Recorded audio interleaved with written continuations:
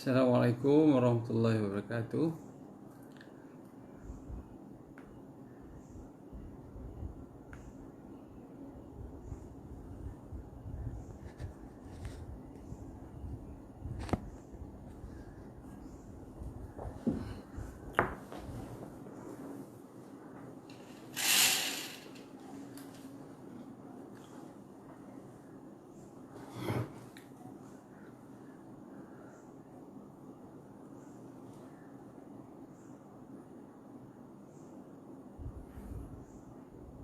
Kita insyaAllah akan bermula sebentar lagi ya. Saya bagi masa beberapa, mungkin 1 minit lagi untuk kita mulakan. Tajuk kita iaitu kolesterol berbahaya atau kolesterol pembunuh.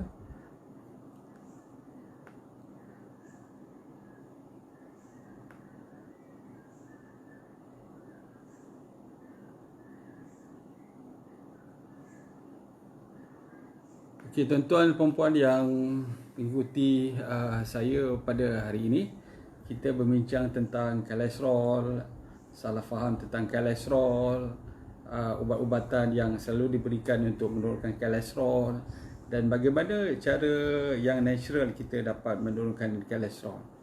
Jadi kolesterol ni sebenarnya ramai yang silap faham. Mereka menyangka bahawa apabila kita ada kolesterol, menyangka bahawa kolesterol ni adalah bahaya pada tubuh kita dan haruslah dibuang keseluruhan. Yang maksud dia mestilah turun serendah yang mungkin kolesterol ni pada tubuh kita. Sebenarnya itu satu pendapat yang salah. Sebenarnya kita sendiri memerlukan kolesterol di dalam tubuh kita. Cuma tahap kolesterol yang ada dalam tubuh seharusnya tidak terlalu tinggi dan juga tidak terlalu rendah kerana kita memerlukan kolesterol. Antara mengapa kita memerlukan kolesterol, pertama sekali ialah kerana kolesterol ni akan membina kita panggil struktur sel, selaput sel di dalam tubuh kita. Jadi dalam tubuh kita ni sendiri diperbuat daripada berbilion-bilion sel. Daripada sel itu menjadi tisu, daripada tisu menjadi organ, daripada organ tu dan juga konektif tisu yang lain akhirnya menjadi tubuh kita. Jadi tanpa ada kolesterol, maka apa yang berlaku ialah kemungkinan besar kita tidak dapat menjalankan atau hidup secara sempurna. Kemungkinan kita punya kolesterol, kita punya sel tu mudah pecah, kita akan mudah jatuh sakit dan akhirnya kemungkinan kita akan meninggal dunia. Sebab tu kolesterol penting. Cuma saya selalu beritahu kolesterol ni ibarat api. Dia diperlukan, tetapi apabila dia terlalu banyak, terlalu besar, tidak dikawal dengan baik, dia boleh membakar rumah, diri dan sebagainya. Yang itu baik, itu yang biasa kita yang berlaku pada ramai di antara kita. Apabila kolesterol tinggi sangat menyebabkan pemendakan. Itu isu paling besar. Pemendakan di dalam saluran darah, terutamanya saluran darah jantung, coronary artery, akhirnya menyebabkan jantung kita tidak dapat sumber nutrien dan oksigen dalam tubuh. Selalunya kita tak sedar. Dalam keadaan rehat, keadaan yang orang cakap tu tidak memerlukan banyak tenaga, oksigen dan nutrien, kemungkinan kita tak rasa. Jarang sangat kita rasa. Tetapi apabila sebagai contoh kita tiba-tiba berlari, tiba-tiba kita melakukan aktiviti yang di luar dugaan kita, menyebabkan kita memerlukan banyak oksigen, nutrien, akhirnya otot-otot kita ni tidak mendapat secukupnya oksigen dan nutrien dan akhirnya akan mati dan menyebabkan otot-otot kita mengalami apa yang kita sebut sebagai serangan sakit jantung. Banyak saya baca kadang-kadang dalam akhbar-akhbar. Sebagai contoh, saya pernah baca dulu di Pontian dulu, di mana apabila ada penyeludupan rokok daripada negara jiran masuk ke menggunakan kawasan pantai di sana, apa yang berlaku ialah pegawai penguasaan kita mulalah mengejar, dan apabila mengejar tiba-tiba saya dapat serangan sakit jantung. Begitu juga saya pernah dengar cerita di mana seorang pengawal keselamatan di sebuah bank, badan besar, obes, saya rasa mesti ada darah tinggi macam mana dan kolesterol yang tinggi ni. Apabila saja perompak datang, mungkin rasa terkejut, rasa berdebar-debar, terlalu hebat, akhirnya dia sendiri yang mendapat serangan sakit jantung. Ini adalah contoh. Kita pun sama. Ramai rakan-rakan kita yang cuba untuk melakukan aktiviti fizikal, sebagai contoh cuba hendak berlari, cuba untuk bersenam, main futsal dan sebagainya, tiba-tiba collapse akibat serangan sakit jantung. Itu tak masuk lagi yang mereka yang orang cakap tu macam mana mendapat serangan sakit jantung ketika tidur dan akhirnya tidak bangun. Itu yang biasa kita lihat. Jadi kolesterol ni sebenarnya adalah suatu benda yang kita perlu. Cuma dia tidak boleh terlalu tinggi. Jadi berbalik kepada cerita tadi, sebab tu ada soalan daripada rakan-rakan yang bertanya, doktor, kolesterol saya dah mencapai 3.5, 3.2, dah terlalu rendah dah. Perlukah saya makan ubat kolesterol? Kalau tanya saya, sebenarnya tujuan kita makan ubat kolesterol ni sebenarnya untuk menurunkan tahap kolesterol kita. Kalau kita dah turun, dah normal, jadi tak perlulah kita mengambil ubat kolesterol lagi. Cuma kita perhatikan beberapa aspek pemakanan dan juga pergerakan fizikal ataupun bersenam kita, supaya kolesterol kita maintain ataupun sentiasa dalam julat yang normal. Seperti macam kita demam lah kan. Apabila kita demam, kita makan ubat lah supaya kita dah kebah, kita dah tak demam lagi. Apabila kita dah tak demam, kenapa kita nak makan ubat demam? Jadi begitulah kalau tanya saya begitu. Jadi pertama sekali yang perlu kita ketahui adalah apa itu kolesterol, bagaimana dia metabolisme dalam tubuh kita. Kolesterol ni sebenarnya, penyerapan kolesterol ke dalam tubuh kita ni sebenarnya rendah sebenarnya. Ada yang memberitahu 10%, ada yang memberitahu 30%. Apa yang kita makan tu dia akan meningkatkan kolesterol dalam tubuh kita antara lebih kurang 6 hingga 8 jam. Maksudnya apabila makan tu, penyerapan ni perlahan lebih kurang 10 hingga 30% saja. Sebab apa? Sebab kebanyakan kolesterol adalah dihasilkan di dalam tubuh kita oleh organ hati. Hati yang akan menghasilkan kolesterol. Kalau dah banyak penyerapan, contoh pada hari itu kita terlalu banyak makan makanan yang berkolesterol, sebagai contohlah kan apabila terlalu banyak, mungkin ada penyerapan yang lebih banyak, jadi hati itu sendiri, organ hati sendiri, dia tidak mengeluarkan lagi kolesterol. Dia dah compensate macam itu. Dia cuba begitu. Tetapi cuma apabila sebagai contoh terlalu kolesterol ni tidak digunakan, menjadikan sebagai contoh saya cakap tadi selaput sel untuk membina vitamin D, mengurangkan kolesterol juga, dan juga sel-sel hormon testosteron, estrogen, progesteron tidak dibina, maka dia akan berlebihan. Dia akan berlebihan di dalam hati dan akhirnya boleh menyebabkan berlebihan kolesterol. Di berlebihan kolesterol ada faktor-faktor yang menyebabkan dia mendak, dia akan menjadi mendak. Selain daripada itu, yang kita kena tahu bahawa kolesterol ni juga dia adalah sebahagian cecair hempedu.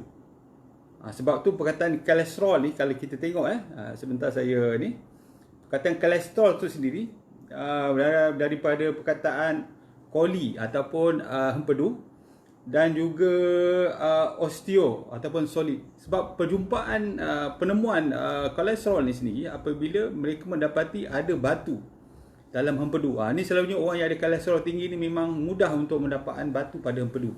Terutamanya wanita yang berusia dalam 30-an, 40-an, apabila banyak sangat kolesterol, dia akan mendak, antaranya selain daripada salur darah tu, dia akan mendak kepada hempedu. Pada hempedu ni dia ada beberapa jenis batu, salah satunya kolesterol. Jadi kolesterol yang banyak, terlalu banyak dalam tubuh kita, dia akan disimpan dalam hati, akan disimpan, akan dijadikan cecair hempedu. Cecair hempedu ni selalunya haruslah dikeluarkan, disimpan di dalam kita panggil pundi situ. Kita panggil pundi kat situ kan, dia akan bile duct di situ. Dia dah harus dikeluarkan. Macam mana dikeluarkan? Apabila kita mengambil minyak. Sebab tu saya mencadangkan pengambilan minyak-minyak sihat ni. Bila kita mengambil minyak-minyak sihat, seperti minyak zaitun, minyak avokado dan sebagainya, dia akan menyebabkan kita punya pundi hempedu ni akan mengeluarkan lendiran hempedu. Pertama sekali bagus, sebab apa? Dia akan merendahkan tahap kolesterol dalam tubuh kita, sebab kolesterol tu digunakan. Yang pertama. Yang kedua, dia bagus mengelakkan pembentukan batu dalam podi empedu. Sebab bila makan makanan yang berminyak keluar, cahaya empedu akan dikeluarkan, jadi kurang risiko mendapat batu dalam empedu. Sebab tu kita kena faham bahawa kolesterol ni yang bahaya apabila dia bebas di dalam darah. Bebas dalam darah bergerak saja, dia akan boleh menjadi mendakkan. Itu yang kita nak bawa, nak tahu. Itu yang pertama. Yang kedua, kita juga nak tahu, kita juga kena tahu bahawa kolesterol ni dia bergerak, free kolesterol, dia akan bergerak ke seluruh tubuh, dan dia hanya akan disimpan di dalam hati menggunakan vehicle ataupun pengangkut, ataupun mungkin kita boleh bayangkan lori. Maksud dia kolesterol ni bergerak bebas di dalam darah terlalu banyak, dan ada faktor-faktor yang menyebabkan mendapan. Jadi kalau nak simpan di dalam hati, dia perlukan lori. Untuk masuk ke dalam lori tu, kemudian dihantar ke hati untuk disimpan. Dari situlah dia akan memulakan proses pembinaan selaput, pembinaan vitamin D ataupun lendiran empedu tadi. Jadi lori yang bawa kolesterol ni daripada darah ke dalam empedu itu dinamakan HDL. Dia adalah bukan kolesterol, dia adalah lipoprotein atau protein. Lipoprotein yang tetapi kita sebut sebagai kolesterol baik, yang membawa kolesterol, free kolesterol daripada darah masuk ke dalam hati adalah HDL, lipoprotein, high density lipoprotein. Dia ibarat pengangkut saja. Dia sebenarnya pun bukannya kolesterol, tetapi dia dianggap sebagai kolesterol yang baik. Sebab apa? Dia akan mengangkut semua kolesterol ke dalam hati. Sebab tu dalam pemeriksaan darah nanti tuan-tuan kena tengok HDL tuan-tuan berapa. HDL mesti tinggi, mesti tinggi bagi menentukan sama ada tuan-tuan ni sihat atau tidak. Itu yang pertama. Yang kedua, dia ada satu lagi yang kita panggil dia LDL, lori atau pengangkut yang membawa kolesterol daripada hati keluar untuk pergi ke tisu, ke sel-sel. Yang ini dinamakan sebagai LDL. LDL, dia akan bawa tu LDL. Dia bukan kolesterol, tetapi dia adalah lipoprotein yang membawa kolesterol daripada hati keluar. Jadi bila banyak sangat di dalam dibawa keluar, jadi free kolesterol di dalam salur darah kita banyak, dia boleh memendakkan. Sebab tu kita mahu tahap HDL kita tinggi. Maksud dia apa? Supaya lori ni banyak, supaya dapat membawa kolesterol masuk ke dalam hati. Dan kita mahu LDL kita rendah, supaya tidak ada lori yang membawa kolesterol daripada hati ke dalam salur darah. Sebab tu kena faham apa dia HDL, LDL. Kalau tuan-tuan membuat pemeriksaan di klinik, di hospital, dia ada total kolesterol, triglyceride, HDL, LDL, dan satu lagi ratio antara total kolesterol dengan HDL. Jadi tuan-tuan faham tak? Kalau buat pemeriksaan darah nanti, cuba tanya doktor, doktor apa HDL? Kenapa kolesterol, kenapa HDL perlu tinggi? Kita nak tengok sama ada doktor tu mungkin dia faham ke tidak. Kenapa HDL ni perlu rendah? Kenapa ada ratio antara total kolesterol dengan HDL? Apa menunjukkan dia? Apa maksud dia tu? Apa maksud total kolesterol? Bila tuan-tuan berbanyak berbincang, kita nak feedback kepada doktor supaya kita faham dan kita ambil langkah-langkah pencegahan. Boleh faham Saya sebut pemeriksaan darah, dia ada total kolesterol, iaitu keseluruhan kolesterol, dan lebih kurang 20% daripada triglyceride. Kemudian kita ada triglyceride itu sendiri. Triglyceride mesti kurang daripada 1.7. Ini tuan-tuan boleh tengok dalam laporan darah tuan-tuan dan puan-puan. Yang ini ramai bertanya saya juga, doktor macam mana nak turunkan triglyceride ni? Triglyceride ni senangnya, bila tuan-tuan kurangkan pengambilan kita panggil refined carbo. Contoh dia, gula putih, nasi putih, produk tepung, apa saja refined carbo ni tuan-tuan turunkan. Banyakkan berpuasa atau melakukan diet intermittent fasting, tuan-tuan akan melihat tahap triglyceride dia akan menurun. Saya dah tengok. Saya tak payah bagi ubat pada sakit saya sebab saya tahu cara untuk menurunkan saya normal, kurangkan. Banyakkan makan sayur. Sebab sayuran ni dia tak ada kolesterol. Buah-buahan ni tak ada kolesterol. Walaupun dia nampak kelihatan berminyak, apa semua, dia tak ada kolesterol. Dia ada polisterol. Polisterol ni bagus sebab dia akan compete penyerapan kolesterol. Jadi maksud dia, usus kita ni, dia akan menyerap sama ada kolesterol dulu ke atau poliesterol. Jadi kalau ada poliesterol tu, dia akan basuh dulu dan kolesterol tak dapat masuk. Dia akan keluar melalui najis. Lepas tu dia akan keluar balik. Kolesterol ni kadang-kadang dia keluar balik ke dalam saluran darah, dia pun dia akan keluar melalui. Sebab tu kita kena makan banyak sayuran, buah-buahan, yang itu bagus untuk kita. Itu yang pertama. Kemudian HDL. HDL saya beritahu tadi adalah lori atau pembawa kolesterol. Yang bawa kolesterol, free kolesterol tadi dalam darah ni masuk ke dalam hati supaya disimpan. Jadi tidaklah banyak sangat free kolesterol di dalam darah dan akhirnya dia akan mendap dan menyebabkan penyumbatan aterosklerosis. Itu yang pertama. Yang kedua saya nak beritahu juga sebelum kita masuk sikit tentang LDL ni, sebelum saya terlupa, iaitu kolesterol sendiri sebenarnya dia tidak memendap dengan mudah. Maksudnya mungkin total kolesterol kita ada tinggi sikit, tetapi dia tidak akan memendap dengan mudah jika tidak ada faktor yang merangsangkan pemendapan. Maksud dia apa? Total kolesterol kita mungkin tinggi sikit, tetapi dia tak akan mendap kecuali pertama sekali adalah disebabkan oleh proses keradangan. Keradangan tu yang menyebabkan dia mendap. Apa yang menyebabkan proses keradangan? Pertama sekali adalah gula. Tahap gula dalam tubuh, glukosa kita tinggi, terutama pesakit diabetes. Sebab tu doktor memberitahu bahawa jika tuan-tuan ada diabetes, ada kolesterol, kebarangkalian tuan-tuan untuk mendapat serangan sakit jantung adalah 2 kali ganda berbanding dengan orang normal. Itu yang pertama. Gula. Yang kedua adalah hypertension. Hypertension, lepas tu dia ada kolesterol yang tinggi. Dia mengalami risiko 2 kali ganda.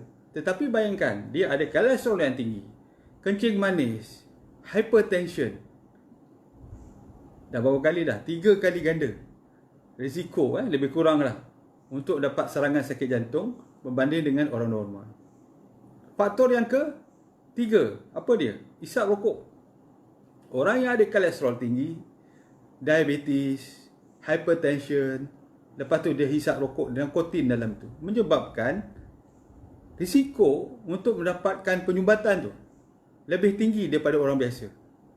Boleh faham lebih tinggi, mungkin 4 kali ganda. Dan faktor yang lain adalah obesity. Orang yang obes, orang yang ada kencing manis, lepas tu ada pula hypertension, lepas tu merokok, risiko dia lagi tinggi. Seterusnya faktor sedentary lifestyle. Maksud dia apa? Dia tidak menggunakan kebanyakan tenaga. Dia tak ada bersenam, tak ada. Kita sebenarnya di zaman moden ni kita perlukan senaman sebab pekerjaan kita ni tidak banyak menggunakan aktiviti fizikal. Tak macam orang zaman dulu kan, mak ayah kita terpaksa berkebun, menoreh, menyawit dan sebagainya. Banyak tenaga digunakan. Jadi mereka tak perlu senaman. Yang perlu senaman kita sebab kita tidak melakukan pekerjaan macam mereka.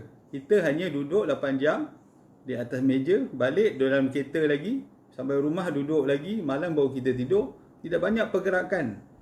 Sebab tu kita perlukan cakap tu senaman. Sebab tu orang yang lifestyle, sedentary lifestyle, walaupun dia kurus, dia masih berisiko untuk mendapatkan serangan sakit jantung. Dan seterusnya, jika ada, kita panggil dia family history, maksud dia sejarah keluarga yang menyebabkan darah menjadi lebih pekat, mudah jadi pekat, yang itu juga menyebabkan risiko mendapatkan serangan sakit jantung tinggi. Jadi tuan-tuan kena faham benda tu. Walaupun kolesterol ni dia tidak berapa sangat, tetapi kalau ada faktor-faktor yang menyumbangkannya, yang ini jika dah tak terkawal, masih lagi tak terkawal kadar inflammation tu, sebab tu doktor akan memberikan ubat anti kolesterol.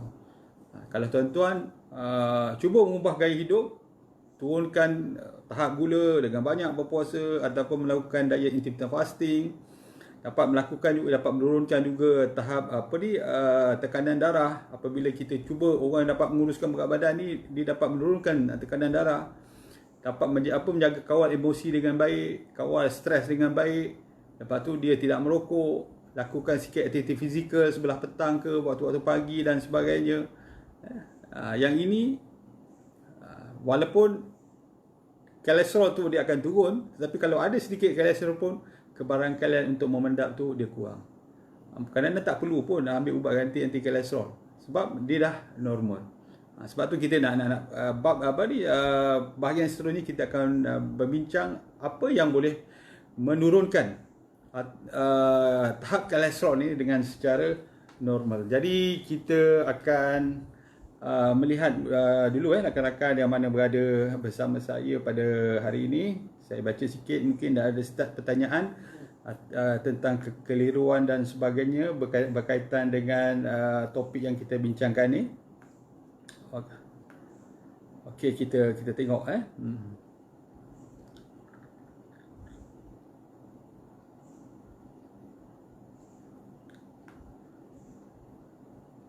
Okay, ramai yang dah ada yang komen dalam ni. Pertama sekali Tuan Haji Saiful Siddiq. Assalamualaikum Tuan. Puan Syariah Abdul Hamid, alhamdulillah penerangan yang jelas. Niza Syarum, terima kasih berkongsi. Kemudian siapa lagi ada lagi beberapa ni. InsyaAllah kita akan sambung lagi.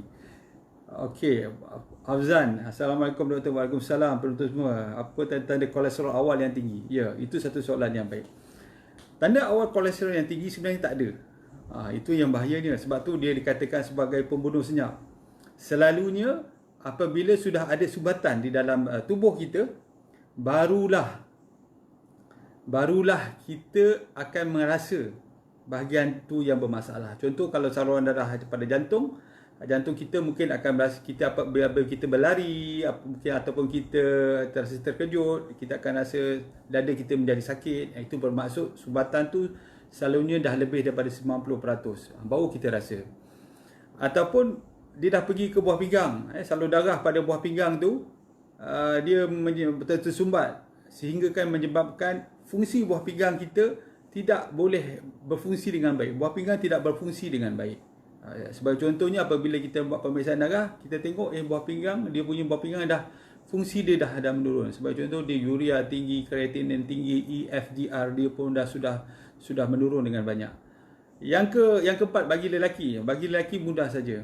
Kalau lelaki dah mengalami apa yang kita sebut sebagai erectile dysfunction ataupun dah tidak lagi orang cakap mendapat minta maaf saya bercakap terus terang, kekerasan pada alat kelamin, itu yang dikatakan pun sudah mengalami masalah penyumbatan. Ini bukan masalah kolesterol tinggi lagi dah, tetapi penyumbatan di dalam salur darah. Jadi kalau tuan-tuan rasa ada masalah tentang itu, ubat-ubat macam Viagra ni dia hanya bersifat sementara saja. Kena fikir macam mana nak turunkan kolesterol supaya kita akan bertambah lebih baik Darah pekat ni, Puan Isyirah Irfan bertanya, darah pekat sebab apa ya? Ini disebabkan oleh antaranya faktor keturunan, genetik dalam tubuh kita. Ada setengah orang tu memang darah dia mudah pekat, tetapi ada juga disebabkan oleh faktor lain. Sebagai contoh merokok, nikotin di dalamnya pun boleh menyebabkan darah menjadi pekat. Begitu juga kalau kita ambil vape ni bagus tu maksud dia jika tidak ada nikotin. Sebenarnya vape ni digunakan dulu orang zaman dulu, sebenarnya pada awal penciptaan dia ialah untuk mengurangkan ataupun cakap tu untuk dia macam tabiat merokok ni dapat diselesaikan. Tetapi apabila ada penambahan nikotin di dalam tu 2 mg, 4 mg, 6 mg, 8 ada 10, sedangkan rokok pun tak silap saya lebih kurang 2 mg saja. Jadi dia nak dapatkan kick tu. Bila kita hisap kita akan rasa cegah, jantung laju dan sebagainya. Itu pun menyebabkan darah boleh menjadi beku Jadi nikotin antara faktor menyebabkan darah beku. Terima kasih Puan Fazila Hassan kerana berkongsi Putri, apakah jenis-jenis suplemen yang boleh diambil untuk mengawal kolesterol? Ini kita akan berbincang dulu. Kita nak memastikan bahawa kita faham bahawa kolesterol ni sebenarnya penting untuk tubuh kita. Tahap dia tidak boleh terlalu tinggi dan juga tidak boleh terlalu rendah, sebab dalam banyak kajian jurnal menunjukkan orang yang kolesterol terlalu rendah dia boleh mencetuskan beberapa jenis kanser. Yang ini ada perbahasan, tetapi begitulah, kalau terlalu rendah pun tidak bagus. Dia boleh juga merosakkan tubuh kita. Ya, kita pun memerlukan kolesterol sebenarnya, cuma jangan terlalu tinggi. Dan dalam bacaan pemeriksaan darah kita, lagi sekali saya nak beritahu, pastikan total kolesterol kita normal. HDL kita tinggi, LDL kita rendah, triglyceride kita rendah, dan HDL. Ini yang kita nak tahu. Tuan-tuan kalau nak tahu risiko untuk mendapatkan serangan sakit jantung, tuan-tuan boleh kira sekali, iaitu apabila tuan melakukan, kita panggil rasio kolesterol. Apa dia rasio kolesterol? Total kolesterol kita bagi dengan HDL. Total kolesterol bagi dengan HDL. Yang bagusnya apabila kurang daripada 3.5. Tetapi kurang daripada 5 pun masih lagi acceptable, masih lagi kita cakap okey boleh. Tapi yang terbagus adalah 3.5. Lebih daripada 5 tu kita dah bimbang. Risiko untuk mendapatkan serangan sakit jantung tu tinggi. Sebab tu serangan sakit jantung ni tuan-tuan, saya dah banyak mendengar dalam mesyuarat tu sendiri, kadang-kadang dengar duduk berbincang dan sebagainya, pengerusi tiba-tiba flat sama ada serangan stroke ataupun serangan sakit jantung apabila melakukan main futsal, main badminton, dah lama tak main tetapi nak main juga malam tu, ajak kawan-kawan mengajak. Ada yang sambil minum. Saya dapat dulu ada seorang tu setengah minum kopi, kawan-kawan politik saya dulu minum kopi, tapi bukan di bahagian saya lah, di bahagian lain. Dia cerita kawan dia collapse. Disebabkan mungkin terlalu excited dan sebagainya. Jadi itulah kita tahu apabila dia dah menjumbati 90% daripada salur darah, salur yang kita tahu. Peringkat awal memang kita tak tahu. Memang sukar. Sebab tu dikatakan sebagai pembunuh senyap.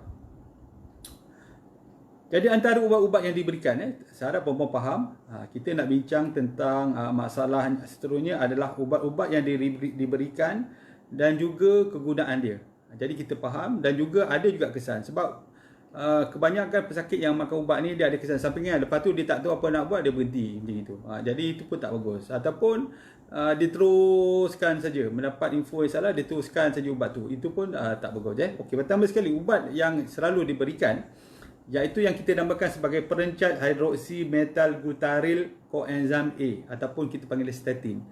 Jadi kalau doktor akan beri ubat-ubat yang berakhir dengan statin tu, itu adalah kumpulan ni, perencat enzim, enzim, iaitu yang kita namakan sebagai hidroksimetalglutaryl coenzim A.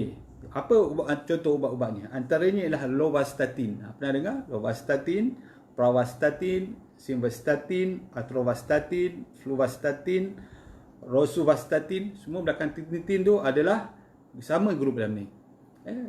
Tujuan dia adalah dia akan menghalang enzim yang saya sebut tadi, iaitu hidroksimetalglutaryl coenzim A ni, yang akhirnya akan membina kolesterol. Sebab memang dalam tubuh kita, saya cakap tadi, dia membina kolesterol untuk kegunaan, tetapi berlebihan dia menjadi bahaya. Jadi ubat ni dia akan bertindak menghalang enzim ini membina kolesterol.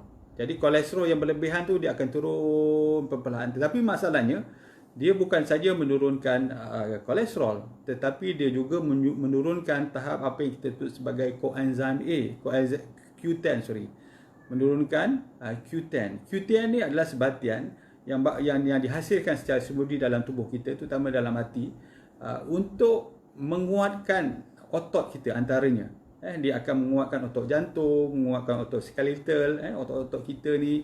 Jadi bagi mereka yang selalunya secara normal, orang yang dah berusia ni, Q10 dia dah semakin berkurang.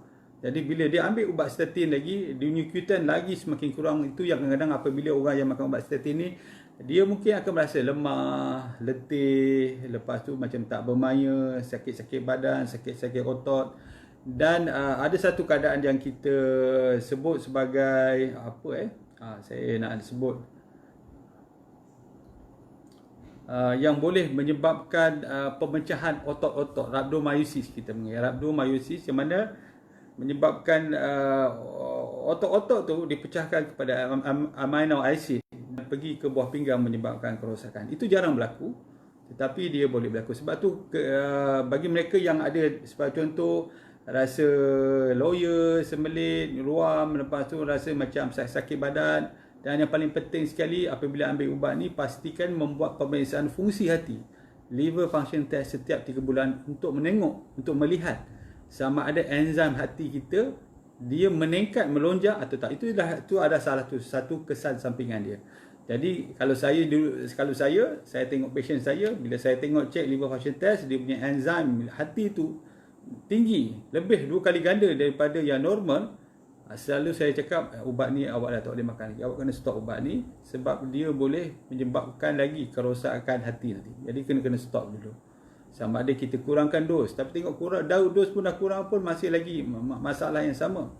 Jadi kena berapa banyak bacaan? 2 kali daripada bacaan yang normal, yang tertinggi sekali. Kalau masih lagi satu, katakan contoh yang bacaan tertinggi 100, tiba-tiba dia naik 150, masih okey lagi, boleh reversible lagi, dia okey lagi. Tetapi kalau contoh dah naik 200 ke 300, 400, yang itu yang terlalu tinggi dan perlu stop ubat tu, ataupun dos yang kecil, ataupun tukar ubat lain. Itu yang pertama. Yang kedua, kita ada yang kita sebut sebagai resin pengikat asid dan pedu. Yang ni jarang dibagi. Saya pun pengalaman saya jaranglah bagi ubat ni. Contoh dia kolestipol. Yang ini akan menyebabkan kolesterol macam tu. Tapi dia punya kesan sampingan pun lebih kurang sama juga, iaitu sembelit, kebun perut, masalah penghadaman. Rasa macam tak selesa lepas tu. Sebab tu dia kena makan ubat kolesterol ni makan waktu malam. Sebab waktu malam kita dah habis makan, kita dah rehat bila makan. Jadi bila ada kesan sampingan tu, mungkin kita tak berasa sangat. Sebab selalunya peringkat awal dia memang ada kesan sampingan dia terasa sangat. Cuma saya nak beritahu itulah, kalau enzim hati tinggi, yang itu tanda bahaya. Lepas tu dia juga ada yang apa yang kita sebut sebagai asid nikotinik. Yang ini pun menurunkan kolesterol juga. Selalunya kita bagi nikotinik acid sama ada extended ataupun yang immediate release. Ini pun jarang saya bagi, ataupun mungkin doktor-doktor lain pun jarang bagi. Selalu kita bagi statin. Satu lagi yang kita panggil derivative acid fibrate, iaitu contoh yang biasa kita bagi gimfabrozil ataupun fenofibrate. Yang ini kita bagi spesifik untuk menurunkan apa yang kita sebut triglyceride tadi. Macam saya sebut tadi kan, untuk menurunkan triglyceride secara non-naturalnya, kita kurangkan pengambilan refined karbo. Tetapi setengah tu mungkin terlalu tinggi, doktor akan memberikan ubat inilah, selalunya gimfabrozil, untuk menurunkan tahap triglyceride itu. Tapi kesan sampingan dia apa dia? Kesan sampingan dia pun lebih kurang sama juga, rasa pening, otot sakit, ruam, loya, muntah, dan sebagainya. Dan yang terakhir, mungkin doktor bagi perencat serapan kolesterol, ezetimibe, ataupun ezetimibe. Ini jarang saya bagi. Saya jarang bagi sebab dia punya function dia lah menghalang penyerapan kolesterol. Jadi semua kolesterol atau minyak tu dikeluarkan melalui najis, menyebabkan pesakit mengalami najis yang berminyak, tak selesa, perut pun mungkin akan menjadi kembung dan sebagainya. Jadi selalu kita tak bagi. Selalu kita bagi, doktor akan bagi sama ada gimfabrozil ataupun ubat statin untuk menurunkan kolesterol dan juga triglyceride. Boleh kita tengok kepada rakan-rakan yang mungkin bertanya. Okey, kita tengok yang pertama sekali siapa? Faris Hasbullah. Faris bertanya pasal apa? Sebentar puan. Faris bertanya, Assalamualaikum. Waalaikumsalam. Doktor, saya dah 3 tahun ambil rosuvastatin 20 mg selepas buat angioplasty. 3 apa dia? 3 tahun yang lepas masih ambil sebab doktor IGN masih prescribe. Boleh tak saya ambil suplemen Q10 untuk mengelakkan otot menjadi lemah macam doktor cadangkan?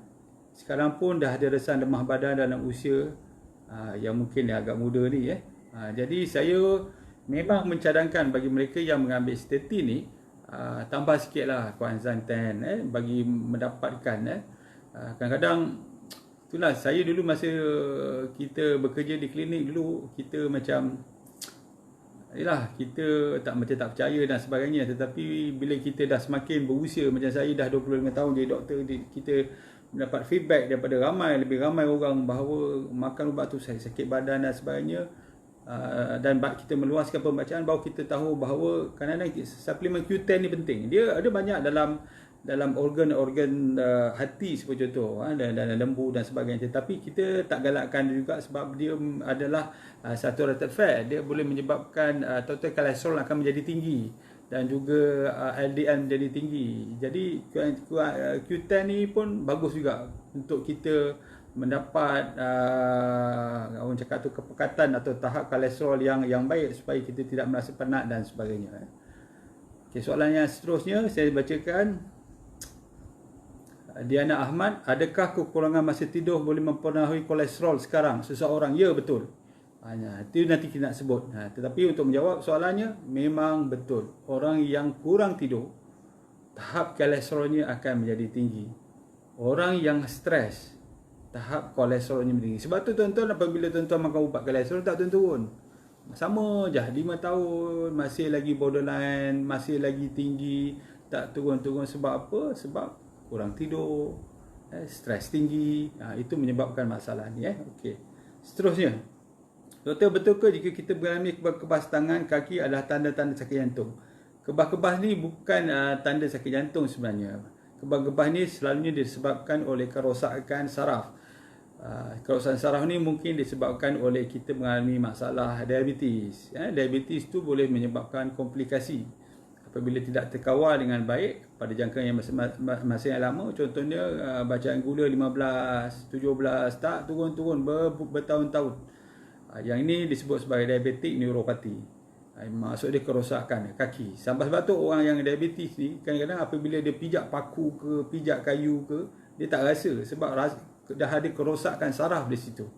Dan akhirnya menyebabkan jangkitan kuman di situ. Dan jangkitan kuman apabila gula tinggi ni memang susah nak baik. Dan lepas tu dia punya sistem daya tahan orang diabetes pun kurang. Jadi untuk sembuh tu lagi lambat. Sebab tu orang diabetes apabila ada luka tu, terutama di kaki, memang lambat baik. Sebab itulah kena berhati-hati, berjaga-jaga. Dulu kita bagi untuk kerosakan saraf ni, kita bagi vitamin B, B12. Tapi pengalaman saya sendiri, saya melihat bahawa vitamin E, tocotrienol, lebih baik daripada vitamin B. Vitamin B ni tak apa, kita boleh dapat daripada makanan, nasi yang kita makan, sayur yang kita makan. Tetapi tocotrienol ni, tocotrienol atau vitamin E yang dapat daripada sawit kita ni bagus sebenarnya. Yang itu sebenarnya membantu untuk mengurangkan kerosakan saraf yang menyebabkan rasa kebas-kebas, rasa mencucuk-cucuk dan sebagainya. Okey, tak ada soalan lain. Okey, kita seterusnya. Jadi kita nak melihat pemilihan makanan yang bagus untuk orang yang ada kolesterol. Pemilihan makanan mana yang bagus kita bagi untuk orang kolesterol? Orang kolesterol ni seharusnya kita kena faham tentang lemak sihat, lemak yang tak berapa sihat dan lemak yang berbahaya. So ada 3 kategori sebenarnya. Pertama sekali adalah lemak yang berbahaya. Ni orang cakap salah. Sebab tu kalau orang cakap lemak ni tak bagus dimakan, itu pun salah. Seperti mana orang bercakap tentang kolesterol ni berbahaya. Itu pun salah. Macam saya beritahu tadi, kolesterol kita perlukan, tetapi haruslah dalam jumlah yang bagus sebab dia akan membina struktur dalam tubuh, membina vitamin C dan juga membuat seks hormon kita dan juga membuat lendiran empedu. Itu orang cakap tu kebaikan kolesterol. Tetapi lemak tu sendiri pun ada lemak yang bagus, ada lemak yang tak berapa bagus dan ada lemak yang bahaya. Lemak yang bahaya ni kita panggil dia trans fat. Trans fat, kalau tuan pernah dengar trans fat. Apa dia trans fat? Trans fat ni pertama sekali boleh didapati daripada minyak gorengan yang digunakan berkali-kali. Sebab tu apabila kita tengok contohlah kita suka goreng-goreng pisang kan, orang Johor petang-petang tu jadi goreng pisang, kita pergi tengok penjual tu, dia punya kuali, dia punya minyak tu pun dah tengok, dah tahu dah, hitam je kan. Lepas tu bila dia angkat, tuang itu dah tak macam minyak lagi lah, dah macam air lah. Dia punya struktur molekul dalam tu dah totally dah distorted dan juga berubah daripada cis kepada trans. Itu yang jadikan dia trans fat. Trans fat ni membahaya. Pertama sekali, dia akan meningkatkan total kolesterol. Dia akan meningkatkan LDL. Dia akan menurunkan HDL. Tiga tu dalam parameter tu. Total kolesterol tinggi, LDL tinggi, HDL akan menjadi rendah. Dan satu lagi yang bahaya tentang trans fat ni, dia meningkatkan keradangan. Tadi saya sebut tadi kan, faktor-faktor yang menyebabkan pemendakan kolesterol di dalam saluran darah. Salah satunya yang saya terlupa nak sebut adalah pengambilan trans fat. Trans fat ni adalah pro-inflammatory. Kalau tuan-tuan Google nama dia pro-inflammatory diet, dia akan menunjukkan ada satu istilah yang dinamakan trans fat yang menyebabkan masalah ni. Itu masalah. Itu trans fat. Itu yang pertama. Yang kedua, trans fat dapat daripada mana? Trans fat ni selalunya terdapat dalam masakan-masakan yang bergoreng, yang itulah saya cakap tadi, menggunakan minyak yang lama. Sebab tu kalau orang Amerika, dia sekarang ni ada satu istilah kita panggil dia American style diet. Dia orang makan makanan yang fast food, makanan jajan, banyak garam, kurang banyak kandungan gula, banyak kandungan trans fat, banyak kurang sayur-sayuran. Yang ini dia akan menyebabkan masalah kardiovaskular. Sebab tu trans fat ni bukan sahaja pada goreng-gorengan, tetapi makanan-makanan yang disediakan secara cepat, fast food yang kita panggil. Itu yang pertama. Yang kedua, banyak juga terdapat dalam makanan-makanan yang berproses. Apa dia? Makanan yang kita beli dalam dalam pasar raya, contoh dalam yang dah ditinkan, yang dibungkus dalam plastik dan sebagainya. Yang ini meningkatkan juga mengandungi trans fat juga di dalam makanan yang kita makan. Jadi boleh makan, tetapi jangan terlalu banyak. Mungkin kalau kita contoh kita nak merasa dan sebagainya, boleh ambil, tetapi jangan terlalu banyak. Lepas tu kita ada lemak yang tak berapa baik. Lemak yang tak ada baik ni kita sebut sebagai saturated fat. Saturated fat ni, kenapa kita sebut dia tak berapa baik? Sebenarnya sebab dia meningkatkan total kolesterol. Dia akan meningkatkan total kolesterol. Dia juga meningkatkan LDL yang sepatutnya kita nak rendahkan dia. Tetapi bagus dia juga meningkatkan HDL, kolesterol yang baik tadi. Kolesterol yang baik dia dinaikkan, kolesterol yang jahat pun dia tingkatkan. Ini saturated fat. Sebab tu kalau kita nak ambil, jangan selalu. Ambil sesekali dalam kadar yang sedikit. Apa contoh dia? Contoh dia sebagai contoh adalah kita ada daging merah. Boleh ambil daging merah. Sesekali kita ambil daging merah. Kadang-kadang bila saya buat perkongsian, ada yang mengaku, doktor saya tak makan daging merah doktor kecuali hari raya je. Begitu lah setengah orang ada begitu sekali dia punya cara, dia punya makanan. Tapi kita ni mungkin di bandar kita tak kisah. Hari ni daging, lepas tu campur lagi dengan ikan goreng, lepas tu ada seafood. Sebab tu dalam pengambilan protein saya mencadangkan agar kita bersilih ganti. Contoh hari ni kita makan daging je. Besok kita makan telur. Besok lagi kita makan ikan. Esok lagi kita makan seafood. Ini tidak, kita ambil semua sekali kan. Terutama kalau makan itu free dalam buffet kan. Ambil daging, ambil seafood, ambil sebab apa? Itu yang berlebihan di dalam tubuh kita yang menyebabkan masalah ni. Sebab tu pada saya sendirilah, kalau kita tak makan sebenarnya kita tak rugi sebenarnya.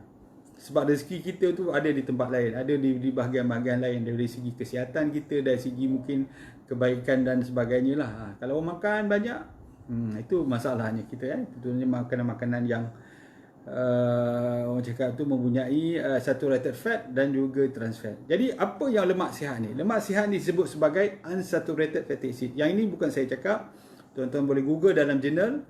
Banyak menyebut bahawa untuk mencegah penyakit cardiovascular disease, pemakanan kita haruslah mempunyai banyak makanan-makanan yang bersumber daripada polyunsaturated saturated fatty acid.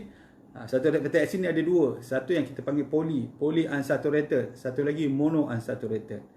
Yang ini, kajian ni dibuat di kalangan mereka yang tinggal di lautan Mediterranean. Orang di Mediterranean ni bukan saja mereka kelihatan cantik dengan hidung yang mancung, muka yang bujur, badan yang tegap, tapi juga kulit mereka pun cantik. dan juga mereka adalah orang-orang yang sihat. Sebab tu diet Mediterranean adalah dikatakan sebagai diet yang terbaik oleh WHO. Ada orang yang gunakan diet Atkins lah, ada yang gunakan diet macam-macam diet, tapi kata mereka diet Mediterranean adalah yang terbaik kerana pertama sekali mereka mengamalkan minyak yang sihat. Yang kedua, banyak sayur-sayuran, banyak buah-buahan. Yang ketiga, mereka mendapat protein kebanyakannya daripada, kita panggil dia daripada marine, maksud dia daripada ikan, kurang makanan-makanan yang ada daging merah. Sebab tu kalau tuan-tuan kalau pergi, contoh dia di mana? Pergi di Morocco ke, pergi ke Turki ke, pergi ke Spain ke, pergi ke Itali ke, di kawasan-kawasan tu, tuan-tuan akan lihat bahawa cara pemakanannya lebih kurang sama je. Cara pemakanan lebih kurang sama saja. Banyak memang minyak zaitun sebagai sebagai minyak sihat. Lepas tu ikan, saya di Morocco saya tengok dia punya ikan salmon sebesar-besar betul dengan harga yang murah. Lepas tu dia ada pula tu sayur-sayuran, makan salad, pagi salad, tengah hari salad, petang salad. Kalau kita ni mungkin ulam lah, kita makan ulam. Lepas tu ada buah lagi, macam-macam buah ada dalam tu. Jadi kita ni di Malaysia ni saya tengok ada masalah pemakanan. Pertama sekali kita kurang minum air. Yang kedua kita kurang makan sayur. Yang ketiga kita banyak minum minuman yang manis-manis. Di sana pun ada minum orang cakap tu makanan-makanan yang manis. Kuih-kuih mereka manis. Tetapi kalau kita tengok kopi dia orang tak ada gula. Teh dia orang tak ada gula. Apa dah betul. Makan-makan mereka semua tak manis. Cuma sekali manis mungkin nak mengubatkan craving terhadap manis tu adalah kuih-kuih yang manis di situ. Tetapi kita di Malaysia lain. Airnya dah manis. Makanan pun campur gula. Lagi kuih-kuih pun manis. Yang itu bermasalah. Jadi saya cakap tadi minyak tu atau lemak tu ada 3 jenis. Kita perlu pilih. Kalau macam saya goreng-goreng ni kita dah kurangkan. Lepas tu minyak daging merah pun kita dah kurangkan. Makan mungkin seminggu sekali. Banyakkan makan ikan direbus ke ataupun ikan dipanggang ke, apa pun jenis ikan yang bagus. Cari ikan yang banyak minyak tu. Yang itu yang bagus sebab dia ada omega 3 omega 3 yang bagus untuk tubuh kita. Juga ke kacang. Kacang apa cuba contoh, kita ada badam dan sebagainya dah. Yang itu yang bagus untuk tubuh kita sebagai fiber dan juga menghasilkan minyak. Okay, kita tengok lagi sekali kalau ada pertanyaan-pertanyaan yang masuk kita boleh jawab. Sekarang pun dah pukul 10, kita ada lagi 10 minit. Okey, saya masak satu jenis lauk dalam satu hidangan. Contoh kalau masak ikan saja, kalau ini Puan Ran Ibrahim memang saya cakap memang bagus lah. Ini memang cara yang bagus. Bukan saja menjimatkan tetapi juga adalah sangat healthy. Kalau kita nak makan daging, makan daging je. Kalau kita nak makan ikan je. Jadi tak adalah daging, ada ikan, lepas ada seafood lagi, tak payah. Satu lauk cukup. Makan dengan banyak sayur. Jadi insya-Allah dia akan menjadi sihat. Suhaimi Zakaria, Assalamualaikum. Waalaikumsalam. Terima kasih atas perkongsian sangat manfaat. Ada tak senaman khusus untuk kurangan kolesterol? Mungkin doktor dah sebut. Saya terlepas. Ini belum lagi. Sekejap lagi kita akan sebut perkara-perkara, langkah-langkah yang membuatkan kolesterol kita akan menjadi rendah. Antaranya exercise. Encik Khairi Husin, peminat teratas nombor 1 kepada perpustakaan ni. Ya. Terima kasih. Puan Azimah, kalau makan buffet tu sekali-sekali, kira macam kalau nak makan buffet tu boleh makan kan. Kalau kita memilih makanan sebenarnya kan. Kalau kita memilih makanan, mungkin situ ada banyak sayur, banyak buah, ambil benda-benda macam itu. Kurangkanlah kita punya craving atau nafsu kita terhadap benda-benda yang terlalu manis, yang banyak banyak trans fat, banyak saturated fat, banyak daging merah. Jadi boleh makan sebenarnya. Saya pun makan juga, tetapi kita jarang-jarang lah. Sebab kita banyakkan masa tu untuk bersosial, untuk berbual. Bual-bual lapar kita makan lagi kan. Bukan kita nak menghadap betul-betul dalam tu kan. Sebentar kita bayar gitulah. Kita berbual, bertanya khabar apa semua kan, makan apa kita makan lagi. Jadi ambil yang healthy. Pemilihan healthy food ni sebenarnya, bila kita sebut healthy food ini yang akan menentukan 5, 10, 15 tahun lagi keadaan tuan-tuan sama ada sihat atau tidak. Kalau tuan-tuan dah berumur 50 tahun macam saya, 45 tahun, mungkin lagi 5 tahun, mungkin lagi 10 tahun, mungkin 15 tahun. Kalau saya, insya-Allah saya kalau boleh nak umur 75 tahun tu saya masih lagi sihat, masih lagi boleh berjalan, masih boleh pergi ke luar negeri, melancong dan sebagainya.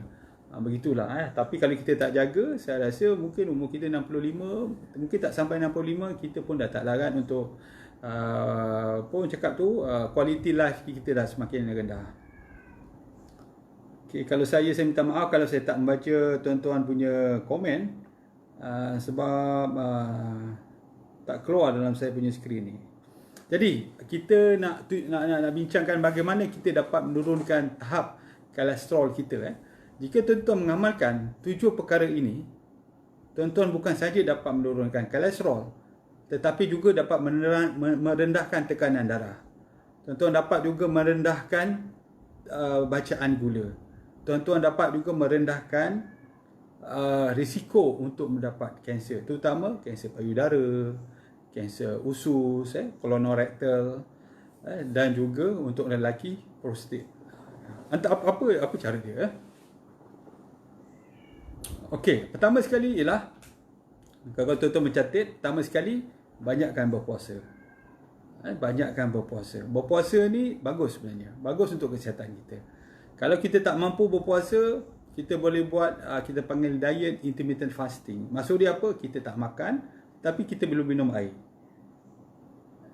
Sebab bila kita cakap puasa ni menyihatkan tubuh ni, ramai yang tak percaya.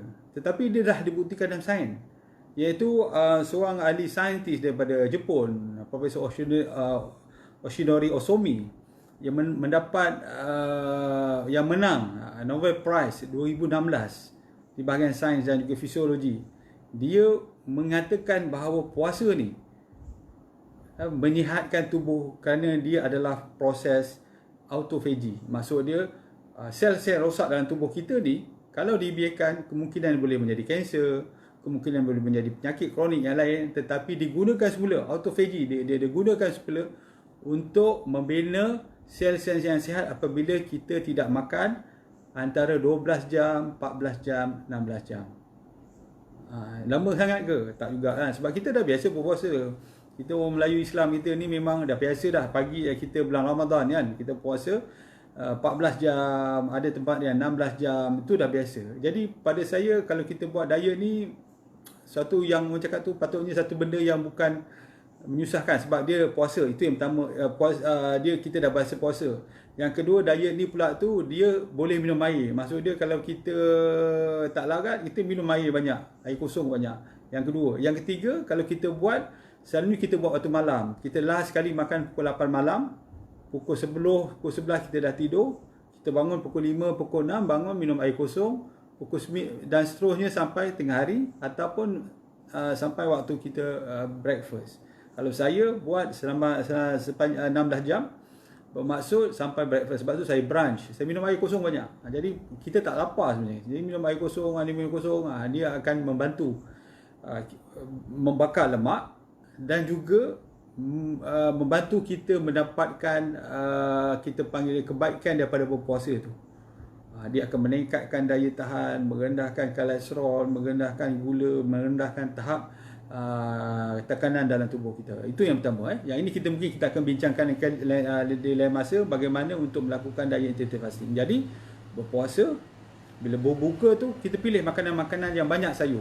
Kita menggunakan konsep healthy plate, iaitu suku separuh, orang sini cakap. Cuma saya tengok di Malaysia ni dia kurang satu je, iaitu dia tak ada healthy oil kat situ.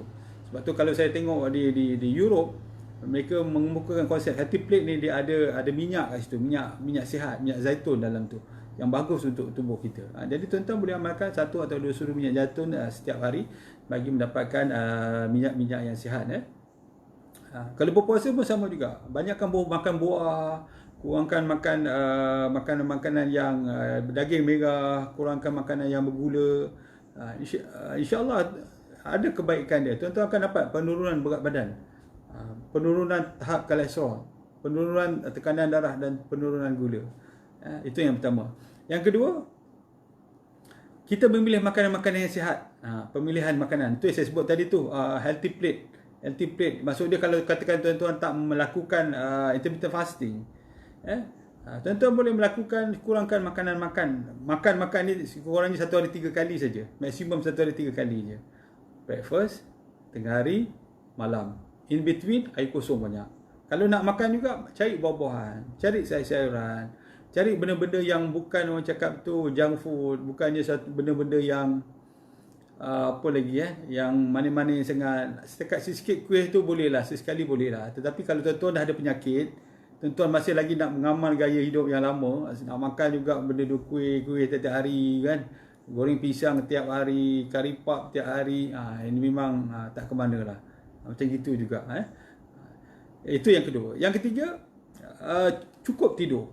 Cukup tidur ni yang penting. Tadi ada soalan tentang tidur tu. Tidur antara 6 hingga 8 jam. Saya percaya bahawa ramai wanita sekarang ni tak cukup tidur. Terutama yang ada anak kecil kan. Setiap kali terjaga kesian. Lepas tu tak ada cuti pula tu kan. Terus kan. Bekerja, balik rumah lagi mengemas rumah. Kemudian anak lagi, terutama anak kecil terpaksa bangun dan sebagainya. Yang itulah yang menyebabkan pemerhatian saya dan juga kajian beberapa di dalam jurnal yang saya baca, stres ni menyebabkan kanser payudara. Sebab tu payudara ni di kalangan wanita ni semakin tinggi kalau kita lihat, terutama bagi mereka yang bekerja.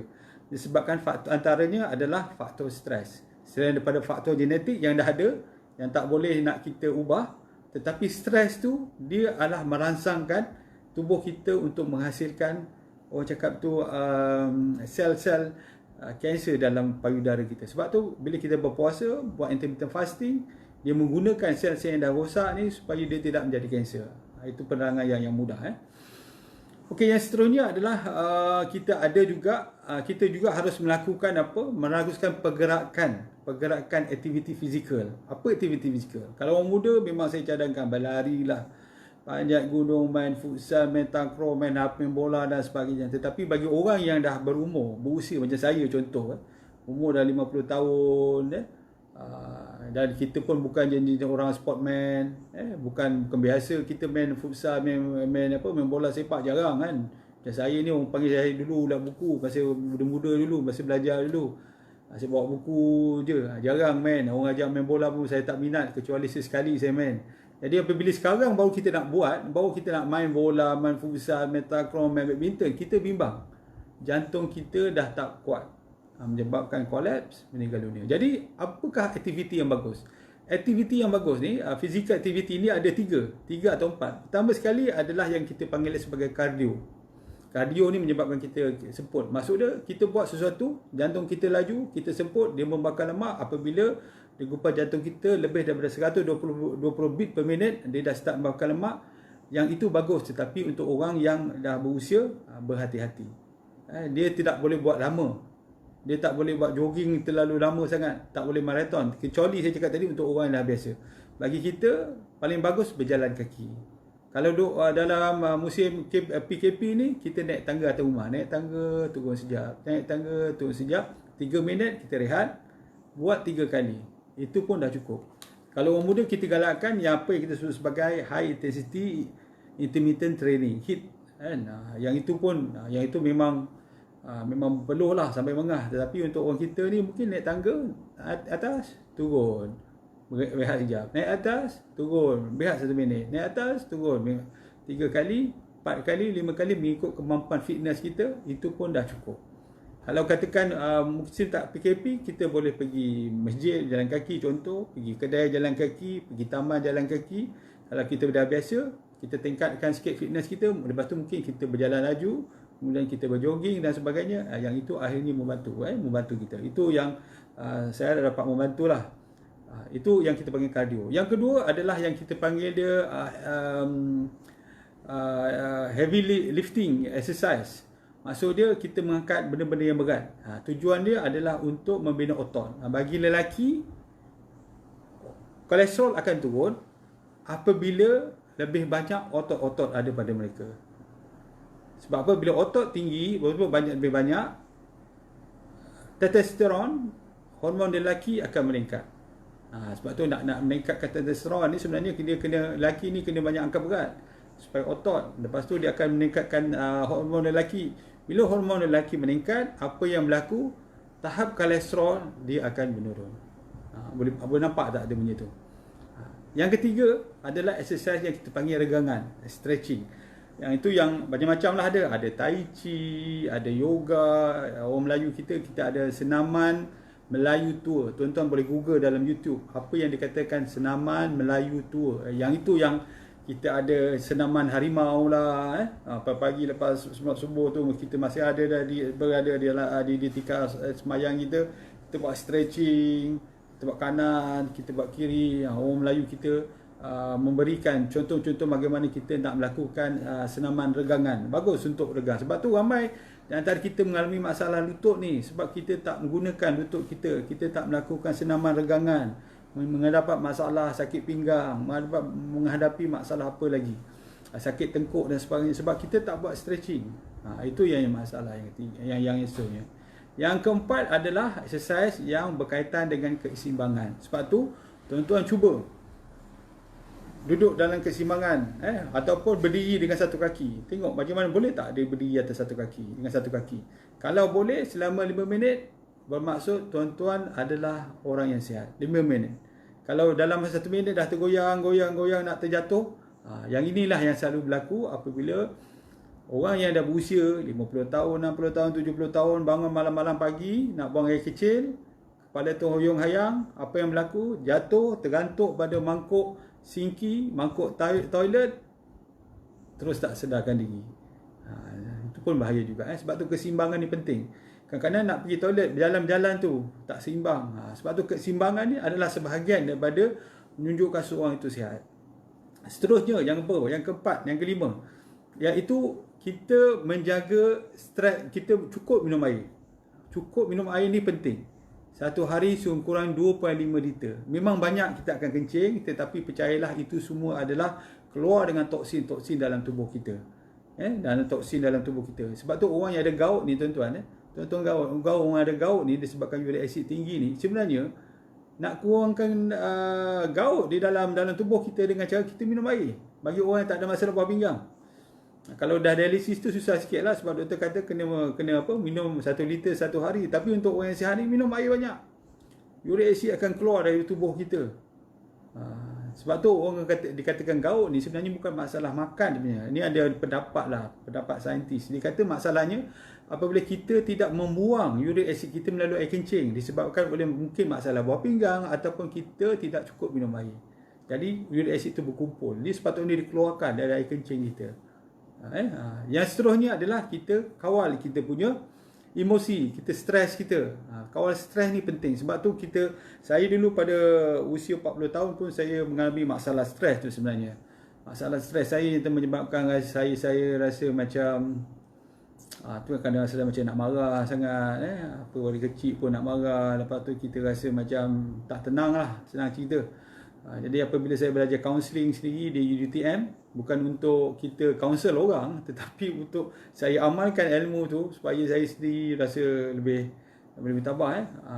Sebab tu setengah orang cakap, doktor saya dah berzikir tapi saya tak ni, mas perangai saya mesti sama juga. Itu mungkin ada punca-punca lah. Tetapi alhamdulillah bila kita belajar kunci ataupun pengetahuan tentang kaunseling, bagaimana nak mengawal stres kita, alhamdulillah. Sebab tu tuan-tuan kena belajar mengawal stres dengan baik. Dan seterusnya pengamalan makanan-makanan yang bernutrisi, terutamanya makanan-makanan yang kita sebut sebagai Quranic food, iaitu makanan-makanan yang disebut di dalam Al-Quran.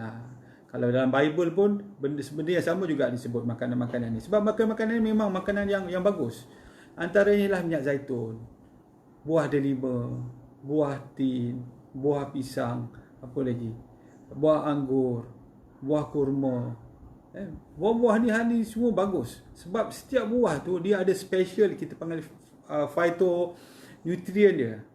Sebab contoh minyak zaitun, dia ada oleocanthal ataupun hydroxytyrosol yang ada hanya pada buah zaitun saja. Dan juga itulah buah delima, buah-buah apa lagi, itu bagus untuk tubuh kita. Dan kita boleh juga menambahkan mungkin garlic. Ambil sikit garlic. Garlic ni dia berbau kuat, tetapi cara nak mengurangkannya ialah kita masak. Bila kita masak, dia akan kurang. Ada fermented garlic. Saya pernah mencuba fermented garlic tu, dia jadi hitam. Bila kita kopek dalam tu kita makan, tu pun kurang dia punya, orang cakap tu, bau dia, sebab dia banyak sulfur kan. Jadi bila kita berseduh tu, dia akan keluarkan bau yang agak busuk lah, sebab ada sulfur yang banyak. Jadi untuk mengurangkan sulfur tu kita masak. Banyak kan makan bawang putih, bawang merah, apa lagi, halia.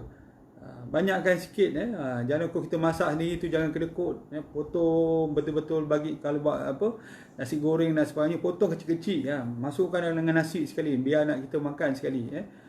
Dia bagus untuk mereka. Banyak lagi lah rempah ratus daripada kita, cinnamon, apa lagi. Kalau kita buat sup, tidak menggunakan minyak sebagai contoh, itu pun dah bagus untuk tubuh kita, bagi menurunkan kolesterol. Kalau tuan-tuan amalkan ni, insya-Allah dia tidak secara direct ataupun tidak secara pantas seperti mana ubat-ubatan yang biasa kita bagi kepada pesakit, tetapi dia kurang kesan sampingan, dan juga kita enjoy food. Itu paling penting. Sebab tu saya dapat menurunkan berat badan saya daripada 105 pada usia saya 45 tahun, sekarang usia saya 51 tahun, saya kekal. Dan yang terbaru, selalunya 80 kg, sekarang dah 75 kg. Itu pun isu juga tu, sebab orang dah cakap saya dah nampak semakin kurus, tapi dia dah mencapai BMI saya. Jadi kita enjoy food, dan pada masa kita sihat. Jangan sampai kita cakap tu diet, terlalu diet sampai kita pun tak boleh nak enjoy food. Akhirnya kita balik semula pula kepada pemakanan yang salah, yang seperti dulu. Itu yang kita tak mahu. Jadi akhirnya kita tengok lagi apa soalan-soalan yang mungkin, atau komen-komen yang diberikan. Encik Fuad Al-Atas, topik menarik, terima kasih. Ezam Mahdi, mohon topik selepas ni doktor berkongsi tentang kawalan stres. InsyaAllah itu bergantung pada penganjur. Penganjur bersetuju, insyaAllah kita akan cuba. Roziah Abu Halifah, 7 cara dia tulis semula. Pertama sekali saya tengok, banyakkan berpuasa ataupun buat diet intermittent fasting. 2, pilih makanan yang sihat.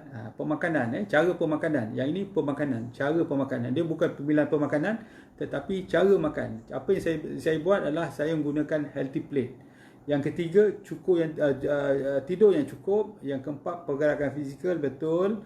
Yang kelima, apa lagi? Yang kelima, minum air yang cukup, betul. Yang keenam, ini lari pula. Yang keenam, kawal stres, betul. Yang ketujuh, apa yang kita buat adalah kita memilih pemakanan yang bernutrisi. Yang ini yang kita kena tambah. Yang itu bagus. Sebab untuk sihat ni tuan-tuan, secara alami ni selesema jadi, dia ada 2 benda penting. Selalu saya kongsikan. Pertama sekali, kita kena rehat. Yang kedua, kita kena rawat. Jadi maksudnya macam mana? Kita rehat dengan cara kita berpuasa, atau kita kurang makan, atau kita jarakkan makan 6 jam.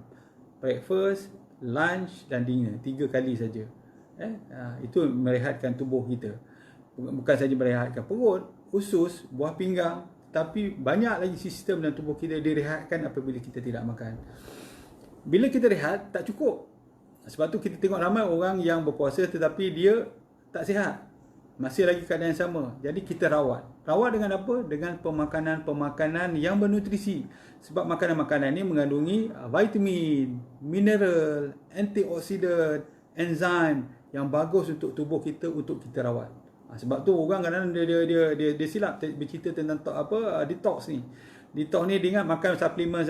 Bukan. Dia ada beberapa step. Antaranya ada yang perlu dipantang, ada yang perlu ditambah, ada yang perlu dibuang, ada yang perlu diganti. Itu detox yang betul tu. Barulah tubuh kita akan menjadi sihat. InsyaAllah kalau ada keizinan, kita akan berkongsilah. InsyaAllah dengan program dengan Perbadanan Perpustakaan Awam ni sebulan sekali. Kita akan pilih hari macam inilah, hari Rabu, mungkin minggu terakhir. Saya tuan-tuan boleh luangkan masa kalau ada masa untuk kita berkongsi, bertanya dan sebagainya. Okey, seterusnya soalan Dana Faris, Kuan Azhar ada interaction dengan aspirin tak? Ini memang kalau boleh dijarakkan. Pengambilan aspirin dengan Kuan Azhar ni lebih kurang 4 jam. Kena jarakkan. Terima kasih Puan Fazil Hasan. Okey, saya rasa setakat tu dulu perkongsian kita pada malam ni. InsyaAllah kita akan bercerita lagi tentang cara untuk menjadi lebih sihat dan juga bagaimana kita dapat dalam pada masa dapat kita orang cakap enjoy kehidupan kita dengan lebih menarik lah. Maksud dia kita nak jaga kesihatan diri kita, anak-anak kita, suami atau isteri kita, dan bersama juga kita nak enjoy life, enjoy food dan sebagainya. Jadi setakat itu dulu tuan-tuan, puan-puan, terima kasih kerana bersama saya. InsyaAllah kita bertemu lagi pada minggu hadapan, mungkin pada masa dan juga pada ketika yang sama. Terima kasih. Assalamualaikum warahmatullahi wabarakatuh.